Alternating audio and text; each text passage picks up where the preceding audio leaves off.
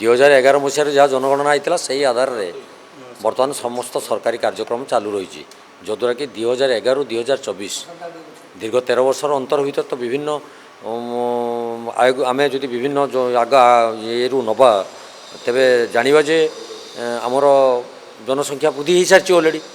13 ବର୍ଷ ଭିତରେ କ'ଣ ଜନସଂଖ୍ୟା ବୃଦ୍ଧି ହେଇନି କି? ତ ତାକୁ ଯଦି ଜନସଂଖ୍ୟା ବୃଦ୍ଧି ଆଗେ ତଥ୍ୟଭିତ୍ତିକ ଆଧାରରେ ନ ଯାଇ କେବଳ ଡିମିଲିଟାଇଜେସନ୍ କରିବା କଥାଟା ଯେଉଁ ସରକାର ଘୋଷଣା କରିଛନ୍ତି ସେଇଟା କେତେ ଦୂର ଫଳପ୍ରଦ ହେବ। ତେଣୁ ପ୍ରଥମେ ଆଗେ ଜନଗଣନା କରାଯାଉ, ତାପରେ ଡିମିଲିଟାଇଜେସନ୍ କରିବାର କୌଣସି ଅସୁବିଧା ନାହିଁ। ଡିମିଲିଟାଇଜେସନ୍ ହେବାର ଆବଶ୍ୟକତା ରହିଛି, ଲୋକ ସଂଖ୍ୟା ବଢ଼ି ଚାଲିଛନ୍ତି ଏବଂ ରାଜ୍ୟ ସରକାର ଯେଉଁ ପଦକ୍ଷେପ ନେଉଛନ୍ତି ସେଇଟା ନିହାତି ହେବାର ଆବଶ୍ୟକତା ରହିଛି।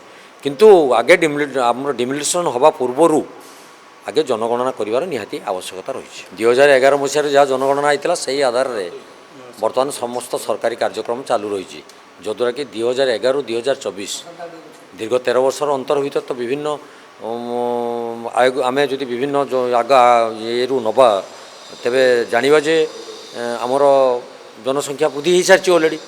13 ବର୍ଷ ଭିତରେ କ'ଣ ଜନସଂଖ୍ୟା ବୃଦ୍ଧି ହେଇନି କି? ତ ତାକୁ ଯଦି ଜନସଂଖ୍ୟା ବୃଦ୍ଧି ଆଗେ ତଥ୍ୟଭିତ୍ତିକ ଆଧାରରେ ନ ଯାଇ କେବଳ ଡିମିଲିଟାଇଜେସନ୍ କରିବା କଥାଟା ଯେଉଁ ସରକାର ଘୋଷଣା କରିଛନ୍ତି ସେଇଟା କେତେ ଦୂର ଫଳପ୍ରଦ ହେବ। ତେଣୁ ପ୍ରଥମେ ଆଗେ ଜନଗଣନା କରାଯାଉ, ତାପରେ ଡିମିଲିଟାଇଜେସନ୍ କରିବାର କୌଣସି ଅସୁବିଧା ନାହିଁ। ଡିମିଲିଟାଇଜେସନ୍ ହେବାର ଆବଶ୍ୟକତା ରହିଛି, ଲୋକ ସଂଖ୍ୟା ବଢ଼ି ଚାଲିଛନ୍ତି ଏବଂ ରାଜ୍ୟ ସରକାର ଯେଉଁ ପଦକ୍ଷେପ ନେଉଛନ୍ତି ସେଇଟା ନିହାତି ହେବାର ଆବଶ୍ୟକତା ରହିଛି।